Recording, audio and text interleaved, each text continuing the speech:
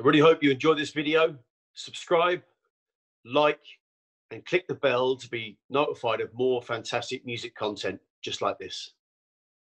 Hello and welcome to the Need to Know Music Show with me, Ronan McManus, here on Switchbox TV. And today I'm joined by a Canadian country singer and actor who seemed to successfully balance the two lives and is releasing new music this year, MacKenzie Porter. How are you? I'm good. How are you doing? Yeah, all good. So what's been happening for you this year? I'm assuming not a lot, but in terms of live music, but how have you been sort of spending this year so far? What plans got ruined? What plans changed? How have you been coping with this sort of really strange 2020?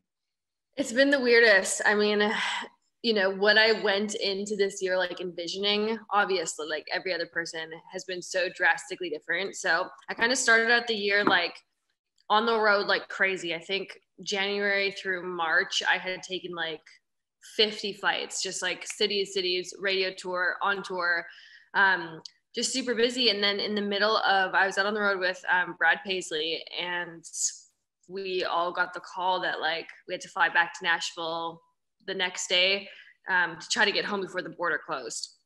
So we flew back, drove the bus like through the middle of the night, got home, and it was just like my whole world was just kind of like rocked. I got home and just like call after call of like events canceling, like every musician and every person really, but you know, like this show's canceled. So I think I had like 35 shows canceled within like 2 weeks. So my world just looked so different, and I was just kind of like adjusting and figuring out. I was in the middle of a radio tour across the US too. So how do we finish that? Like, how do we not make all of the work that we just spent like the front half of the year doing mean nothing? So we kind of adjusted and did everything like on Zoom like this, which isn't the best, but at least it's better than nothing. Yeah. You know, it's better than staring at a wall, isn't it? yeah. So started doing that, and now obviously things have changed even more. So basically what I'm doing now is like I'm in the studio still. We're still cutting. I'm still releasing music. I'm writing on Zoom. Like I have a write at 11 today, trying to work on my project that'll come out next year. But just trying to stay like as active as possible as like we're all adjusting with the crazy times. So did you go through so it doesn't sound like you had the chance to have a sort of a lull. I think some people kind of had an initial kind of lull, and then a kind of a thought of, right, okay, we're going to do something, going to get creative. Did you have that? It seems like you were kind of, at first it was so busy, strangely enough, cancelling stuff. You kind of didn't have that sort of lull, or how was any sort of mental health kind of lull? I think a lot of people felt that. I am honestly, like, if I'm being honest, I'm still feeling that, just because it's like, I don't know, like my whole world for the last, like what I can remember, like 15 years has been like so busy, and I've never spent so much time at home. You know, you guys knowing, not being from the US as well, I'm dealing with like immigration issues, and just like, there's just so much stuff that kind of like has piled on. So I have days where I feel like really down, to be honest. And then days where I feel really motivated, and I, you know, feel like, well, this is the new normal, so I need to like create stuff in this. So I did kind of have a lull like that, even though I was still super busy on the computer and on meetings and stuff like that. I still had like, I don't know, like I had such a mental shift I had to do. So you're in Nashville, is that right? You live in Nashville? Yep. So we're in Nashville now, and I've lived here for like, gosh, maybe like since 2014 I moved. So 6 years. Well, didn't you have a tornado right at the start, just at the start of the year or something in Nashville? Or so we live in the area that it hit. I was actually in New York filming my music video. So my sister was here at our place, and she visits not that often, but she was texting us, and it hit, I'm not even joking you, like half a block away. Like everything around us was destroyed, and our building just wasn't touched. And our building's like an older brick kind of building. So, you know, we're a corner unit, so we have so many windows, and we're just like, oh my gosh, I'm so lucky. And our neighborhood looked, and still kind of looks like, pretty messed up right now from it. That's crazy, isn't it? I mean, that's just like of all the things that have happened this year and all the kind of crazy things nationally and internationally that's happened. It's almost an afterthought that a tornado went through your neighborhood. I mean, that's where you know it's a crazy year. That I don't even feel like that feels like this year. Like that feels so long ago that like so many more things have happened. But yeah, we were just super lucky in that situation, and yeah, that's just feels forever. And you mentioned you were doing the ride. So you're doing sort of remote writing is it on Zoom, doing the sort of thing where you kind of, because I know that when we do co-writes, you used to kind of at least do some of it at the same time, but you can't do that over Zoom because of the delay. So how have you found it's been different doing it in that kind of call and answer kind of way? Yeah. It's not my favorite. Like I'm starting to do, so mostly at the beginning, like March through August was like just on Zoom. And it is that, like, I've written full songs where we go to like do the little work tape at the end. And I'm like, oh, I thought the chorus was starting on like the one. And they're like, oh no, I thought it was like a pickup, but the delay is so weird that like you hear it differently. So right. it makes it like, songwriting can be hard as is, but it makes it even more challenging. And like, there's no vibe, like there's no energy that people like create together. So it's just so sterile.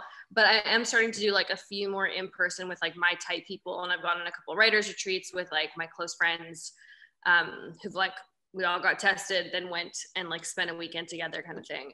And that was just like, felt so nice to like write like that.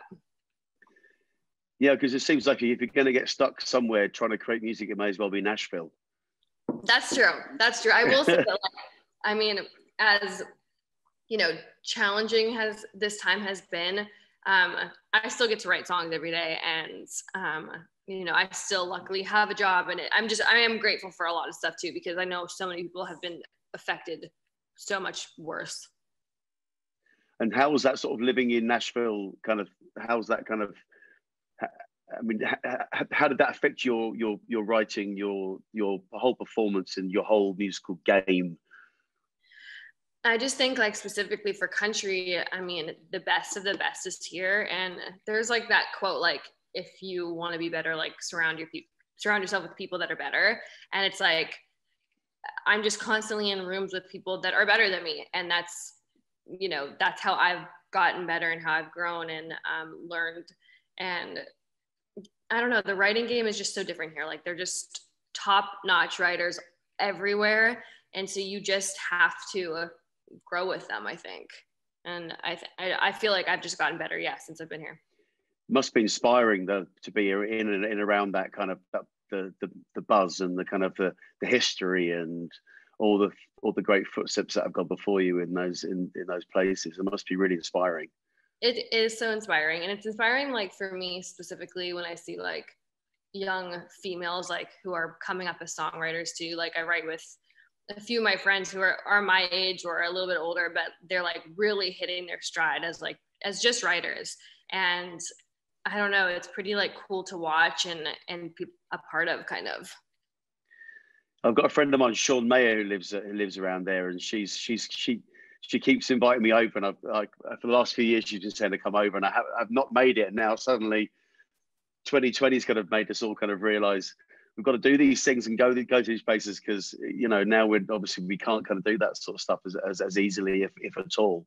Yeah. So I sort of feel like I'm definitely missing out. So you should totally come. You'd love it. I mean, it does, like, well, the city is just cool, but the music history is just so deep here. And the scene is just, it's different than LA. Like, it just has a different vibe. And I think you have to like be here to, like, the community's so tight and so small, really. And yeah, I think you'd love it. All right, I'll have to book that plane ticket as soon as possible. Yeah. So I wanted to talk about your sort of early life growing up in Canada. You grew up on a farm. Did you have a sort of musical family? Was music always around you? Always. So my grandma plays piano, my dad plays guitar. He was in like kind of just like a, I guess, country like bar band. But from, I mean, I don't remember my life. I didn't have a life without music. I started playing violin and piano and singing classically actually when I was 4 years old. And wow, just, that's yeah, I was like, it's an early start. really early. I don't know why my parents did that. I think my mom just like wanted to make sure we were like could read music. And I, you know, like I hated practicing violin because I had to practice like an hour a day. And I was, you know, in a very like strict kind of conservatory classical school. And so I'd wake up an hour before I went to actual school, practice, go to school, and then 4 till 8 o'clock at night, go to lessons after school. So I mean, I never like connected with classical music very much. Like I enjoyed, my parents always said like I hated practicing, but I enjoyed performing. Like the second I got up on a stage, I like lit up. And so they knew that there was something in there that like, that's why they made me practice. And I'm glad they did, because now I feel like I can really focus for hours at a time because of that. And I think classical music is just like a good foundation as a human, just for like mental stuff. And anyway, so I spent you know, my entire childhood till I was like 17 doing classical music. But then I kind of like was like squeezing in like pop songs and like asking my instructor, like, could I learn this pop song? And I remember like one time he got me to play, it was some like, I don't know, concerto thing. And I came in and I was like, oh, I rewrote like some of this. He's like, this is Bach. Like you don't rewrite. And I was like, I just felt like it maybe would be like sound a little bit better like this. And he's like, no. And he like got so mad. But What age were you at that time? What age were you then? I was probably like 15 or something. I was just like, I didn't like the way it sounded. I'm going to change it up and do like this. And I always kind of did it a bit more by ear of like what I thought it should be. And that's kind of like when I was like, I need to get into a different style of music, and started like really, you know, being in a band and working with a bandmate and writing and all that kind of stuff at that point. You had those instincts though to sort of what you wanted it to sound like, and that wasn't it, you know. And right. there's sort of the slightly sort of shocking irreverence of trying to rewrite Bach, but your instincts were right in terms of you know, there were that folk tradition of, you would do that in folk music. Say, I grew up with Irish folk music, and with a reel or a jig, there's always a little embellishment, so people add on to even classic, the most sort of traditional tunes have a little embellishment on them and stuff. So you sort of feel like music shouldn't be just kind of set in stone and that's how you play it and never change it, you know? No, I think it should be like interpreted. I mean, the instructor at the time did not feel that way. But I felt that way. And also like, I don't know, like I always wanted to like, have it more like poppy sounding or something. I don't know. I was in the wrong genre. Maybe Bach would have dug what you were trying to do, you know. It'd be sort of, we'll never know. Yeah. We'll never know. I don't know if I was like too lazy to like learn it like the proper way, or if it was more like I was creatively inspired. I'm not sure, but let's take the second one. Let's take the second one. Let's take it that you're a creative genius at age 15. That's the best. Let's do that.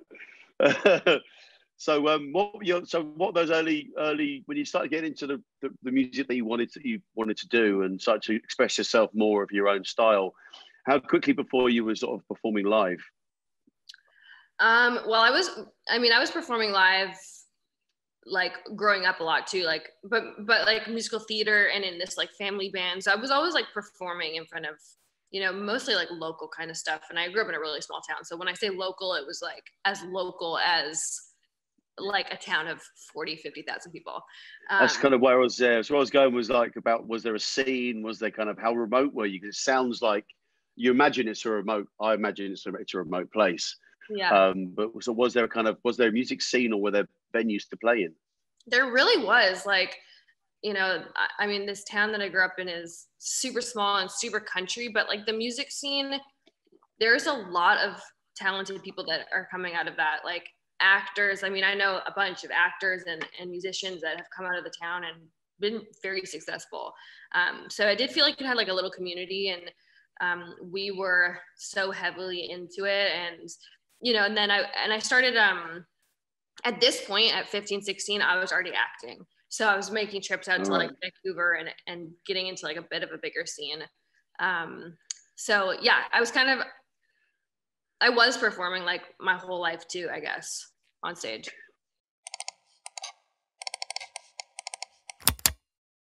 That just seems to be a recurring theme. You kind of balance put these two hats on, you know, there's the acting and the thing. Looking at your discography, and then looking at also, you know, all your films you've been in, things like that, or your screen acting and stuff.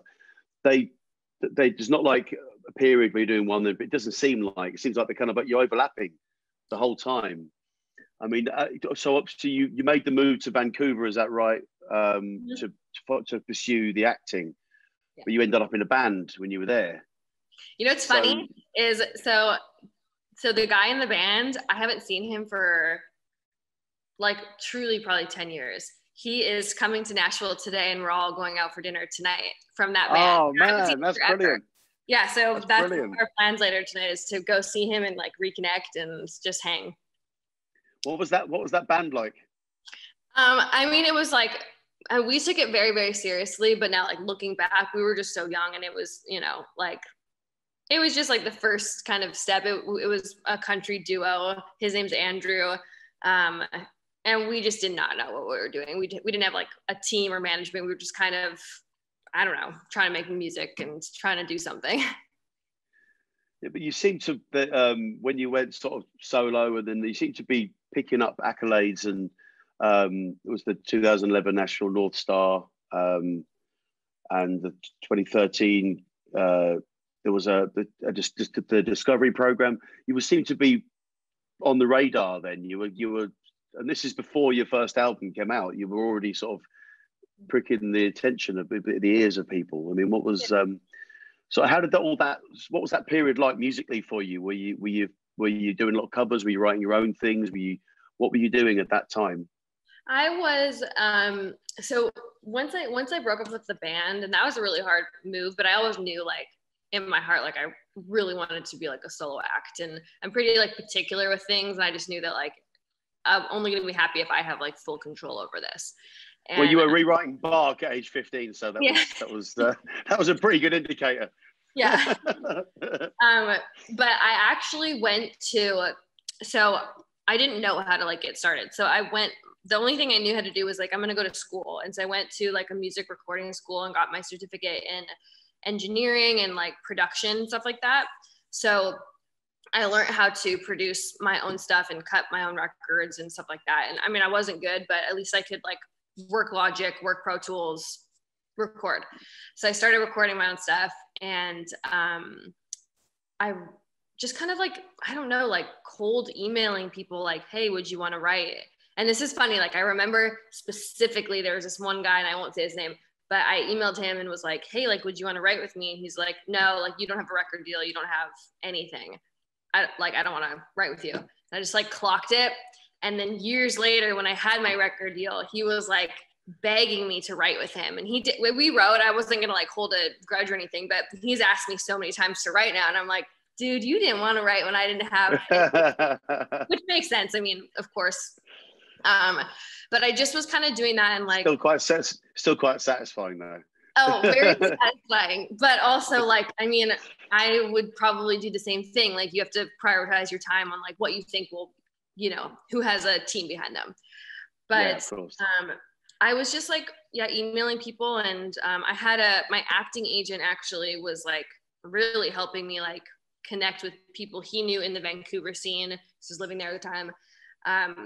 Just started writing, and I met this one guy who is a producer in Vancouver, and we wrote a couple of songs. Those songs, the team, Sony Publishing, heard those songs, and they were kind of like started courting me, I guess you'd say. And then they signed me to a publishing deal. And that was kind of when things like started getting like more serious. I got management. I got like a distribution kind of deal with like a small Canadian label. And that's when I was like, the ball was kind of rolling a bit more. And I was writing and like recording songs in my basement still. Like I had, at the time it was like GarageBand and like just doing little demos by myself. And that's kind of how it all started. And then you sort of, this is the lead up to the sort of the first album, MacKenzie Porter, in 2014. That's just what nosed over listening to your stuff was the first album is very sort of traditional, kind of stripped down, a kind of acoustic sort of sound. And as it goes, you can hear the sound progressing into a much more modern production. So what was it? I mean, is that something that you've purposely done, or is this just the way that the songs developed? Or what was the thinking? Was there a thought process in that?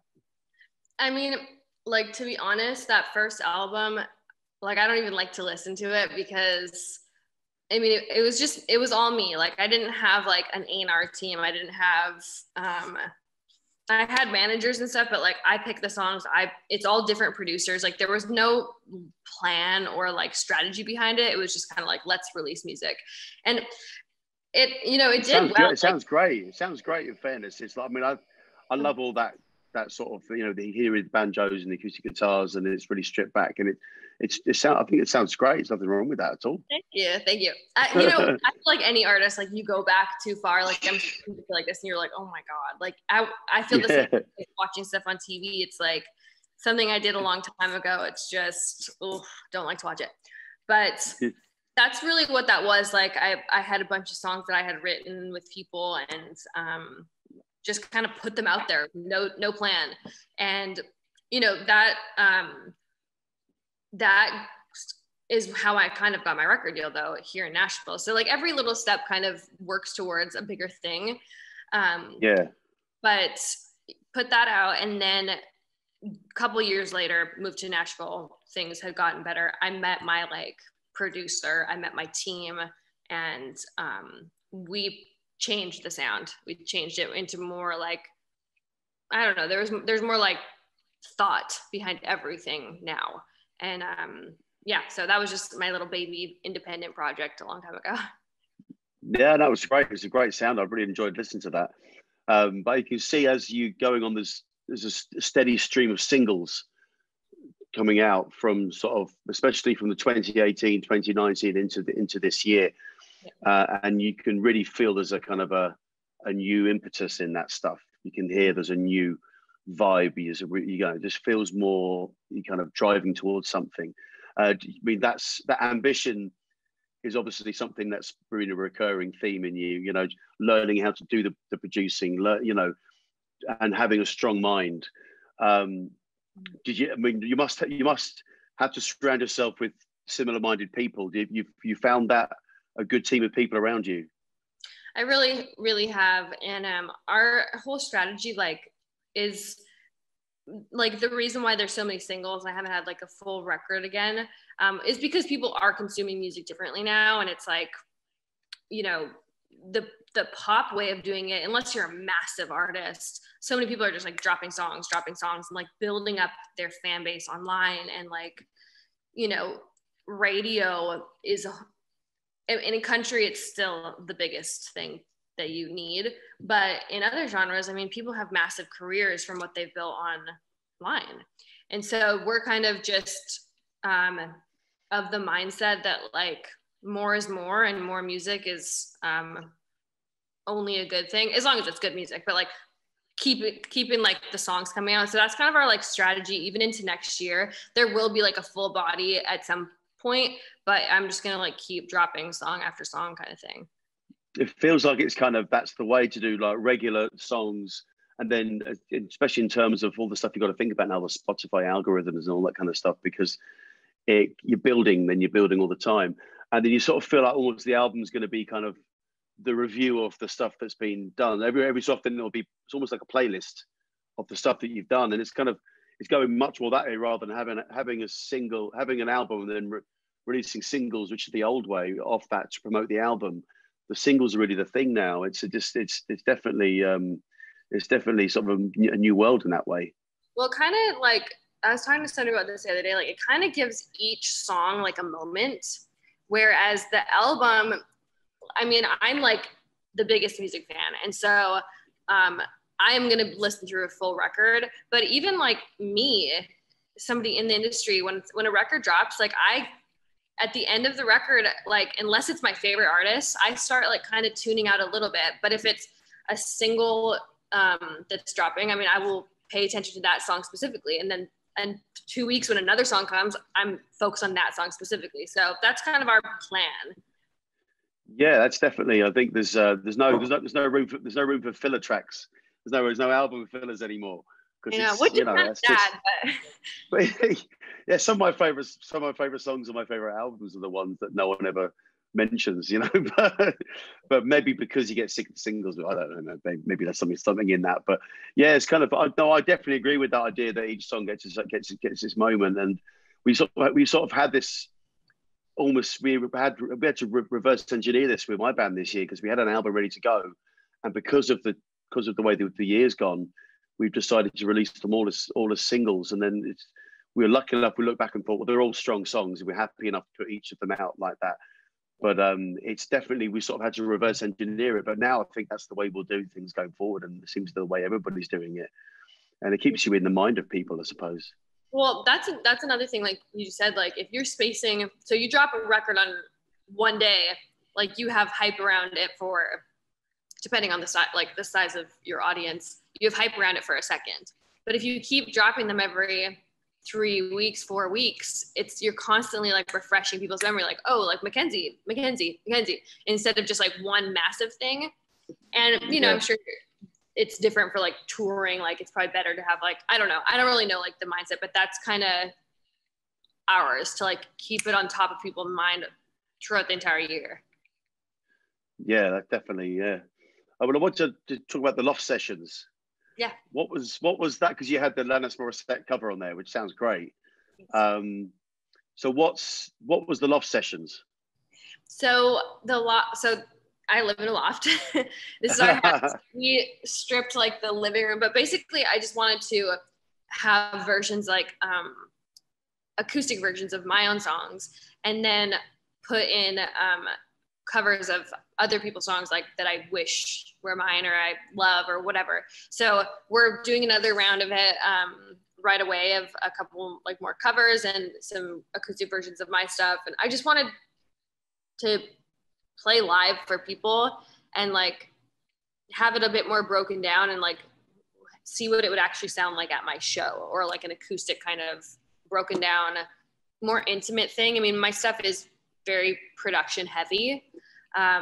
So I wanted to like give them that too and be like, this is actually like how we write the song. This is what it sounds like in the room when you write it. This is kind of the kernel of it, of the whole thing. Yeah, you like know, the core.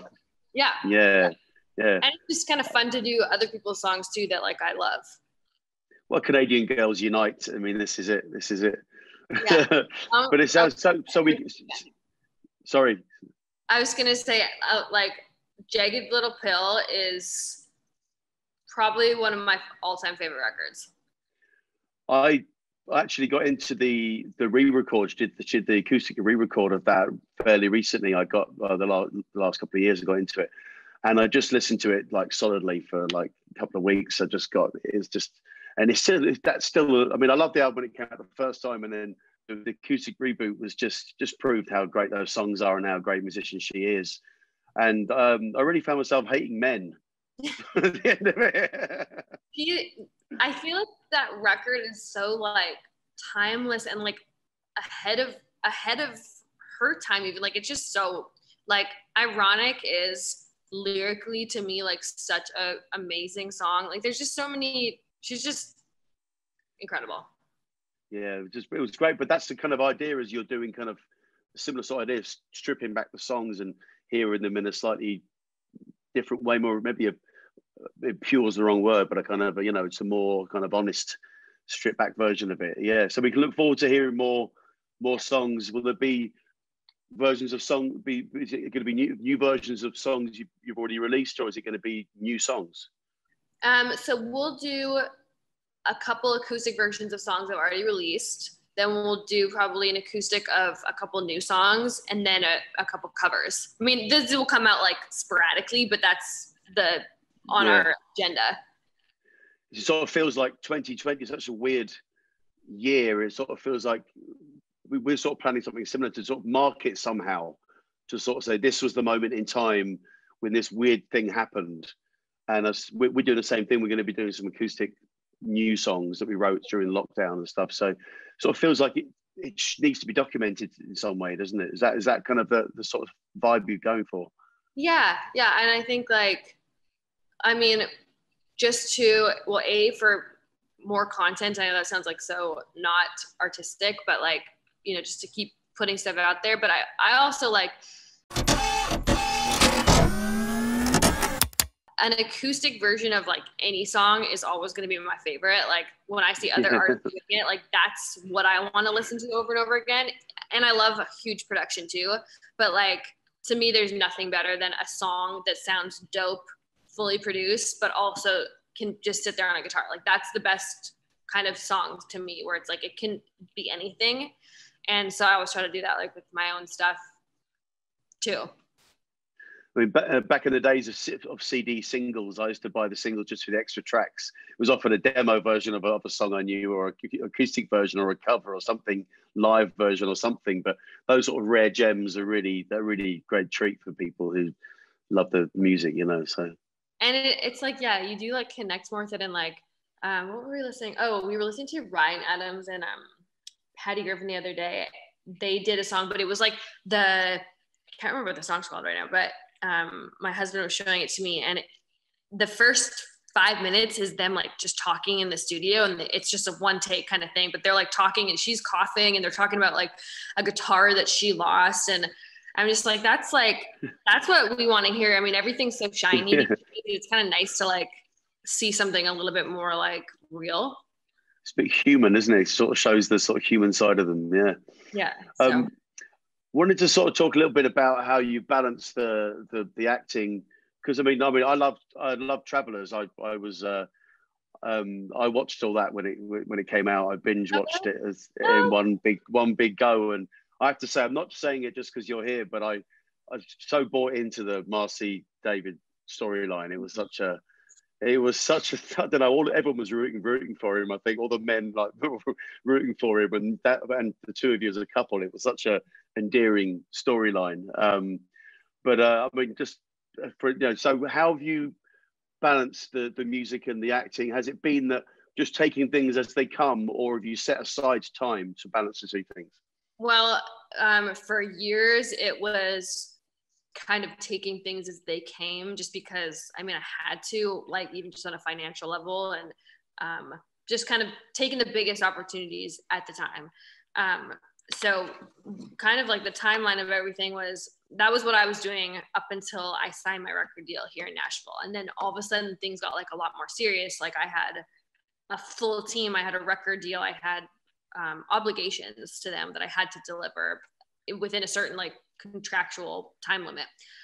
So I signed with them, and literally, I'm not even joking you, like 2 weeks later, I booked Travelers, because I was still auditioning, and I just taped my auditions like right here in the house. And I called my manager and one of the partners of the company and was like, hey, I just booked like the lead of a Netflix series. And you don't know like the scope of what that's going to look like. I mean, it could have been like Travelers and it was a successful show, or it could have been like Stranger Things and change your entire world.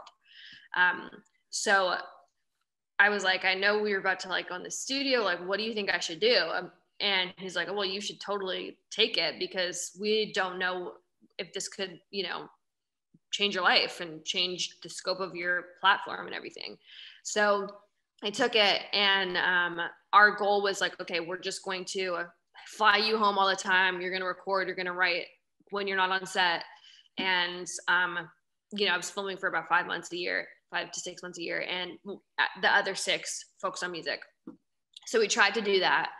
And it basically was just like impossible. Like I was filming every single day for 18 hours. So to fly home on the weekends I was in Vancouver, to fly to Nashville. That's a 12-hour flying trip day kind of thing, with like airport time and connection stuff. So me flying home was like not an option. And then when I'd come home to write the other 6 months of the year, it was like every time I had to like start over again with like, just creating like the buzz around me. It's like people almost like when I was out of town, out of sight, out of mind kind of thing. And then I come back and I'd have to like build it up and then I'd take off again. So that's when I kind of realized like, hey, this actually isn't doable at this specific level to like balance both. I think at a lower level it would have been, and then even at a higher level, it would have been easier to balance. But right where I am, like music was so like, I really had to have my feet on the ground and like, it was like a grinding process. So after Travelers, I like made the mental note that I'm not gonna act for a minute and just focus on music. And that's kind of where I am right now. Just trying to get that momentum going with it rather than stop starting all the time. Yeah, it was just like, I'm competing against people who are literally doing this 100% of their time. How can I be competitive when I'm only doing it 50% of my time, and on both sides, like on the acting side too? So, I mean, I'm definitely going to act again, and I'm still with my team, and I'm still like, I still love acting, but like right now when we're trying to take a single to US radio and all that kind of stuff, I don't think I could balance it. It was too hard.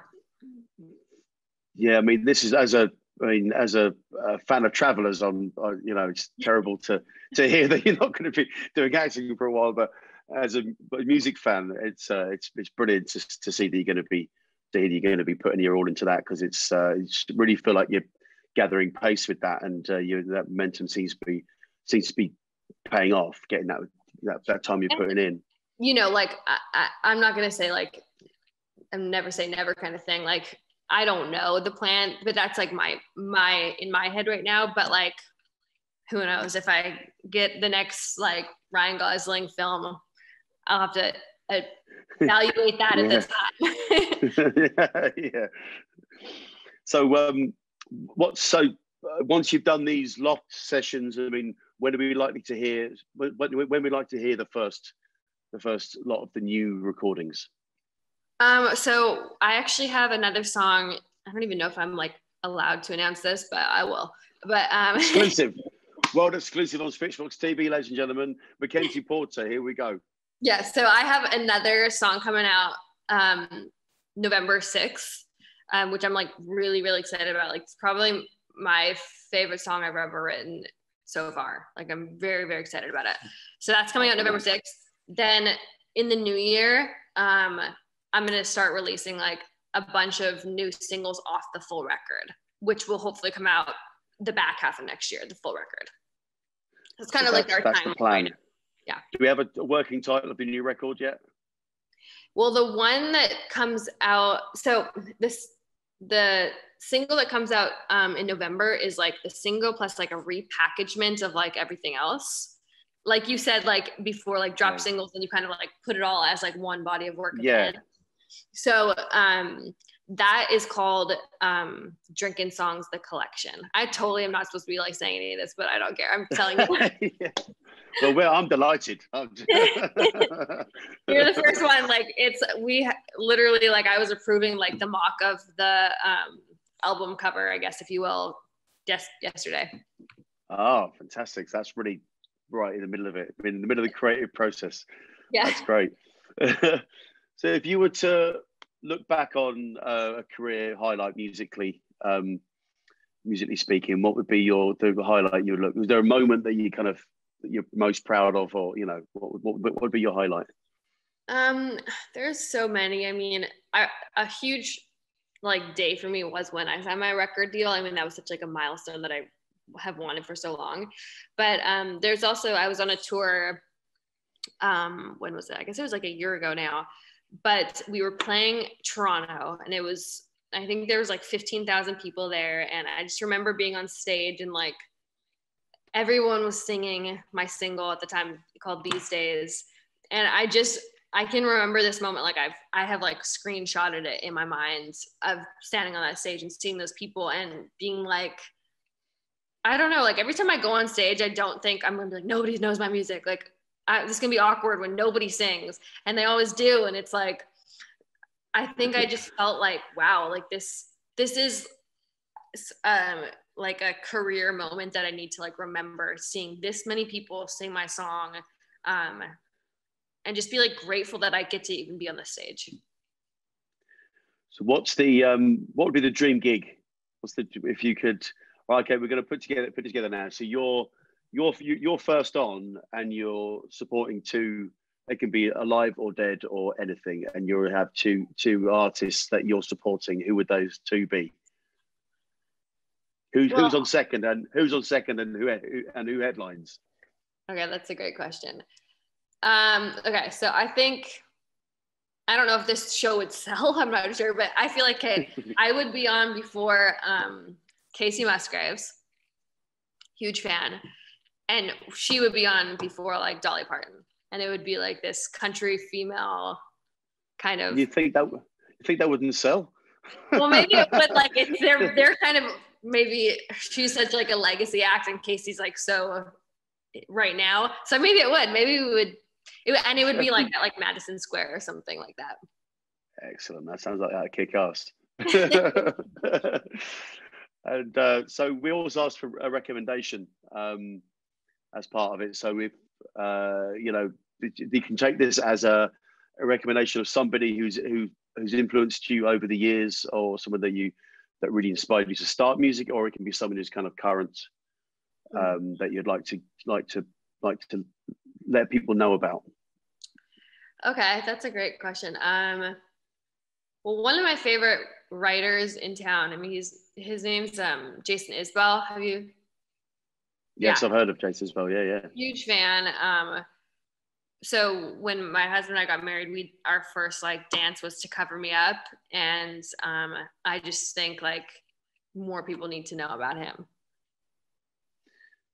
Okay, we'll put the link to his stuff in the description as well, so people can check that out. And okay, obviously link to all your stuff. And where can people find out more? Is it you on all the social media?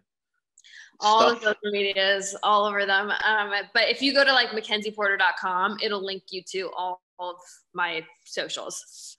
Excellent. Yeah. Well, it's been an absolute pleasure talking to you today. It really has been. And just want to say thank you for joining us, and I hope that the next batch of recordings go well and everything you release next year. And hopefully at some point the virus will just disappear at some point, just go away and let us get back to life, and maybe we can see you over this side of the water at some point. I would absolutely love that. That's truly like a dream of mine to come perform over there. And yeah, I pray the virus is gone. Thank you for this. Like, you are incredible at interviewing and just like hanging. It's really refreshing and nice, because I feel like I do a lot of these, and it's like nice to have like a real conversation. So I appreciate that. I just come at it from asking questions I think of in my head, and I just love talking to musicians about music, and it's just great to get to the. And I can tell like you are a musician too, so it's like it's nice to talk to somebody who like knows it, you know. It's fantastic. Well, thank you very much for that. I appreciate that. And that's going on my poster. All right. Thanks, MacKenzie. Listen, good luck with everything. And thank you so much. Stay safe and stay well. And we'll see you on the other side. Sounds good. You too. We'll see you guys soon. All right. Cheers now. Take care.